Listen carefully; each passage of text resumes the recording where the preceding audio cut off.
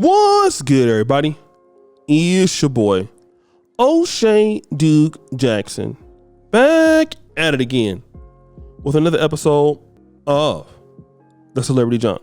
Guys, before I get into this situation today, I wanted to let it be known that when it comes for black men and getting in relationships, long-term relationships with women, or even the short term, it's imperative that people love you, not only for what you can do for them, but for you generally. And I know that's hard to achieve. It's hard to get. But sometimes black men will know that a woman is not feeling you, and you will still try to deal with her. You will still try to carry it on. And then at the end of the day, you're going to find out who they're really attracted to and what their type really is. And you're going to have a problem with that when you see it. Now, I want to talk about that with Jessie Williams. Now, with Jessie Williams, who is pretty much a real popular actor, okay? He was married to Aryn Drake Lee. Now, prominent real estate lady, made a lot of money. And at the time, Jessie Williams was a teacher. So many women will feel that he's a very good looking man. But the reality is that if you look at her and you look at him, if she didn't have the kind of money that she had at the time, he wouldn't want her. It was obvious that she was supporting his dream to become an actor, and they got married. And for her, she had a boy toy, good looking man, much more good looking than she is pretty, on all accounts, from people who were covering the story a few years ago. All right, I'll let you decide that. But then what happened was when Jessie Williams, and he was kissing black women's behind on BET Awards, talking about how beautiful they were, we started to find out who he really liked.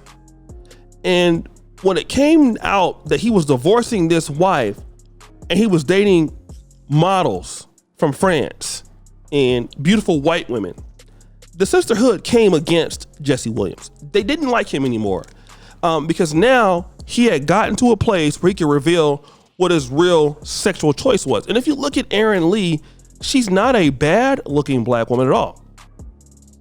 She's just not the supermodels that he was dealing with. She's just not what he could get. Maybe she became too needy. Maybe she became whatever. So he divorced her and had to end up paying child support. And he ended up getting equal custody.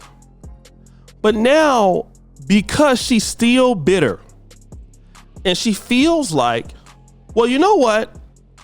You don't want to be with me anymore. You moved on.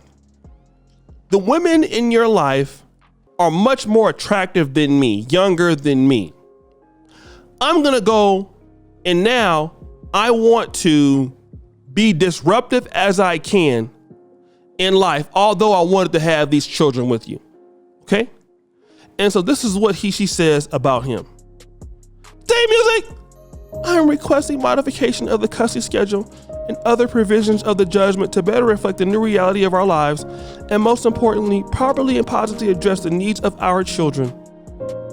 I have tried to communicate with Jessie to resolve these issues to no avail. Stop the show because he don't want to get back with your ass. That's what it is. Of course, he don't want you. You should have knew that before you started dealing with him. But you didn't want to deal with somebody that was on your level. You wanted to basically try to get you a little, you tried to trick it off. He got him a nice looking white girl that he really wants to be with. Now you're mad. May 2020, I sent a detailed communication with my concerns about their health and exhaustion, which Jessie read and ignored. Since then, I have sent multiple messages about the recurring issues, but he has continued this trend of not participating in meaningful conversations or strategies about their health. It's not even about the kid's health. The reality is that nobody wants you since that time. You have not been able to move on. And since you have not been able to move on, he don't pay no attention to you. He don't care about you. It's over. It was what it was. Okay? He got you for what he can get you for. All right? He's with who he wants to be with now. Now you're bitter. And I talked about this with guys who buy women things and then you want them back. All right? Well, then why did you have these kids with them in the first place? You thought he was going to be with you forever? Clearly, that's not the case. But I can guarantee you, if you were still married to him, you wouldn't be having this issue. Because you would be getting all this money, you would still be getting all the stuff, you would still have that man in your life. But you did it to yourself. You did something that we talk about, dating out of your league. All right? You wanted somebody out of your league. Now you can't get a man like that anymore, or even come close to even being interested in you. Now let's be problematic. Let's keep it about the kids. This is not about the kids. This is about being bitter. A lot of baby mamas do this. The baby daddy moves on. The ex-husband moves on. You might even put him on child support. He moves on. You cannot move on. And his new life that you're not included in is a better life even than the one that you knew when you guys were together. That's what really hurts them. Want to make an ex mad? Want to make your ex-wife mad? Want to make your ex-girlfriend mad? I would assume.